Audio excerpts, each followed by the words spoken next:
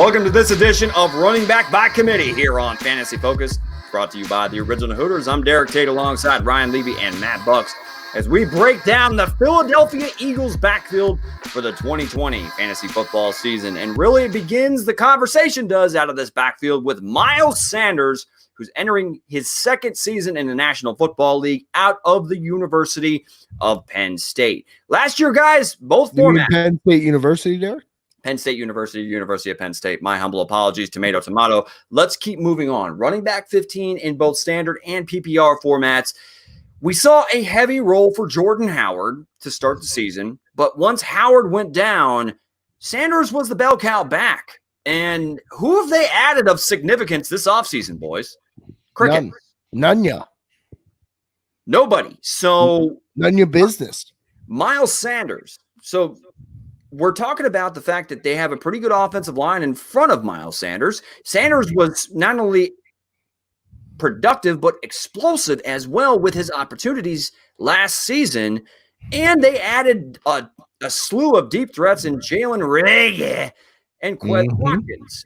And a healthy Zach Ertz, they should be able to be running into 7 soft man fronts on a regular basis.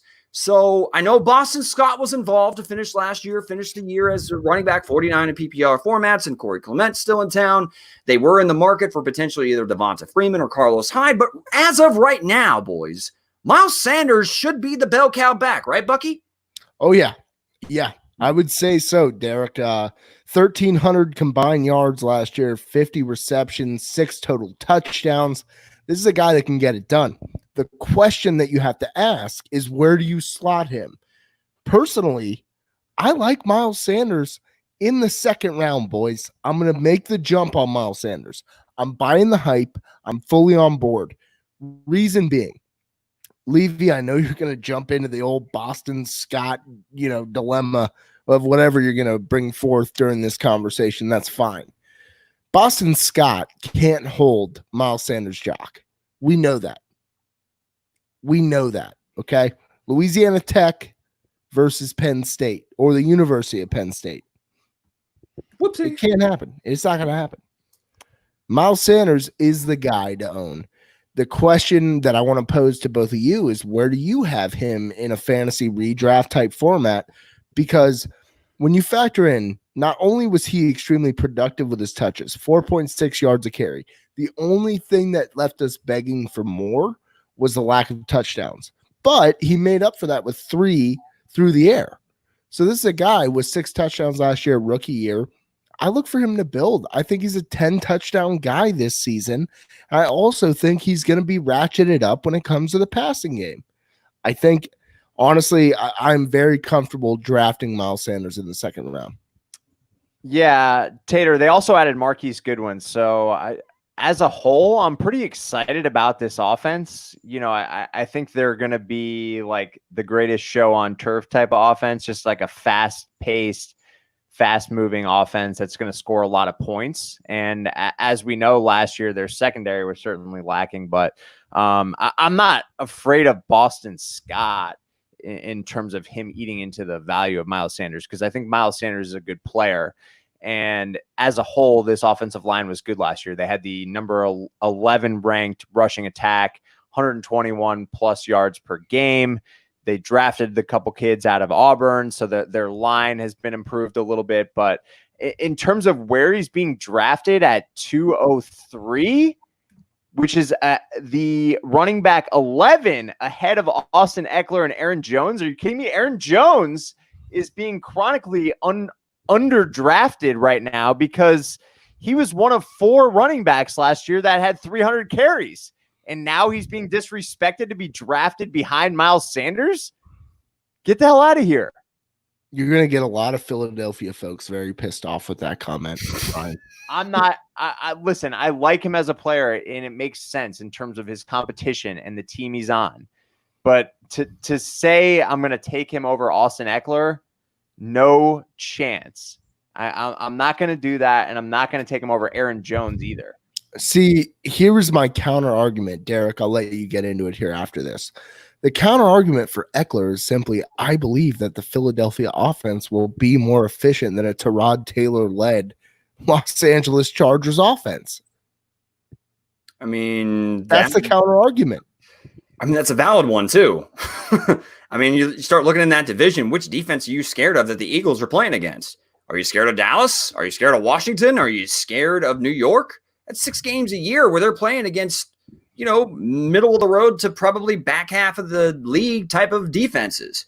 And not to mention a healthy Carson Wentz with deep options that really kind of fit what he does best, which is just let that damn thing rip down the field. I mean, you saw how productive Deshaun Jackson was in a very small, healthy sample size. Now you add Jalen Reagor, who can straight fly, and the same thing with Quez Watkins. Yep. This offense is going to be more productive than they were last year. And Zach Ertz was playing through like 3 different freaking injuries. I mean, I think like a broken rib, cartilage issues, like all kinds of shit. A broken heart. All kinds of stuff, man. It was tough. But here's the thing with Sanders. Guys, what do you not like about him? Can anybody say anything that they think that he's terrible at? No. I mean, he's kind of elusive. He's explosive. I mean, he can give you something in the passing game. I mean, he caught at least 3 or more passes 11 of the last 12 games last season. And yeah, even if Boston Scott eats into that a little bit, because Boston Scott really performed well in a passing down role, there is still going to be plenty of work that goes through Miles Sanders. So, and Sanders, not to mention, if you watch that Vikings game, dude, he was a mismatch in the passing attack, like on a regular basis. So Sanders has a nice floor as a running back too, with, I think, running back 1, top, even I dare say top 7 type upside at the position. So I'm all about Miles Sanders, man. I'm high on him. You didn't answer my question though. Second round, are you with me here? I'm 203. I'm not saying 203. I'm saying second round. That could be anywhere from I'm late 201 to 2.12. Late second on Miles Sanders. Easily late second. I'm second half of the second round. Okay. If not mid. Like, in certain circumstances, depending on how the board falls, I would take Miles Sanders in the mid-second round. I think he's that good. I really do. Man, I hope so, because that's where he's being drafted. Well, what is there to not like? He had 6 touchdowns, 50 receptions, 1,300 plus yards last year when he wasn't even granted that starting position through the first 4 weeks of the year. I mean, maybe you can make the argument that he wasn't the lead dog from day number 1, that Jordan Howard actually had saw more carries than him in certain circumstances. So, I mean, that's maybe the counter argument, Buck. But other than that, man, I mean, do we believe Doug Peterson believes in him that much that he's going to give him the full load? Let go of Howard. He's giving him the load. You let go of Howard. Maybe he just loves Boston Scott. Maybe he's going to give him 100 carries. No, he won't. Yeah, well, no, I can see Boston Scott with 100 carries, but that doesn't take away from that of Miles Sanders this year. I'm all on board. I've stayed in my piece. Jordan Howard had 120 carries last year for the Eagles. I'll be frank. I thought that Boston Scott played very well towards the back end of last year. I like Boston Scott, man. It's one of the best names in football. Right. It makes me wonder how involved are these running backs going to be in the passing game heading into this upcoming season when you've added so many weapons on the outside? Right. Like, do we feel that confident that Miles Sanders is going to catch 50 passes if Boston Scott is eating into his passing down work along with Jalen Reagor, Quez Watkins, Deshaun Jackson, and then not to mention 2 of the best, probably the best tight end duo in the National Football League with Zach Ertz and Dallas Goedert. So do we feel 100% confident that Miles Sanders is going to catch 50 passes again? Yes. You do. I think that it's going to be close. I think he's probably going to be somewhere around 40 to 45. I mean, but yes, could he get to 50? Of course he could. Yeah, There's just a lot more options in the passing game, Buck. That's all I'm arguing. Well, here's the thing. He averaged 4.6 yards on the ground per carry. Give him the ball on the ground. Give him the ball on the ground. I don't give a shit. Give him the ball. He needs 200 yards. I think he's obviously good for 300 yards. Obviously, it's quick pay dirt when you're catching balls. Like in a PPR format, that makes sense. You're happy with that. Like, oh, yay. James White caught 6 balls. Great, fantastic. That's 6 points. He got 13 net yards out of that. I want production. I want this guy to be the stud that I know that he is. And for me, second round just makes sense. And I will not ever back off from grabbing him as soon as I can.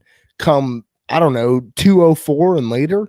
I'm not going to do 203, Levy. There's too many good receivers on the board at that point that I'm probably going to bite on. You're not going to do 203, but you'll do 204. Oh, I'll do 204. Okay. Number 16 overall, but not 15. That's too high. Way too high. You have it here. You heard it here first. Average draft position of 15.6. That's where Buck stands. So Correct. Go ahead and sound off in the comments. Let us know your thoughts on Miles Sanders heading into the 2020 NFL season. Is he a legit top 10 running back in your opinion down in the comments? Do you think that Boston Scott has a chance to slip into the top 30 in PPR formats? Let us know about that as well as we break down every single backfield heading into the 2020 NFL season on the Running Back by Committee series. And to make sure you don't miss any of the backfields that we're going to be breaking down, go ahead and hit the subscribe button so you don't miss any of our content. Until next time, later, says the Tater. For the record, Boston Scott will not be a top 30 PPR guy. See ya.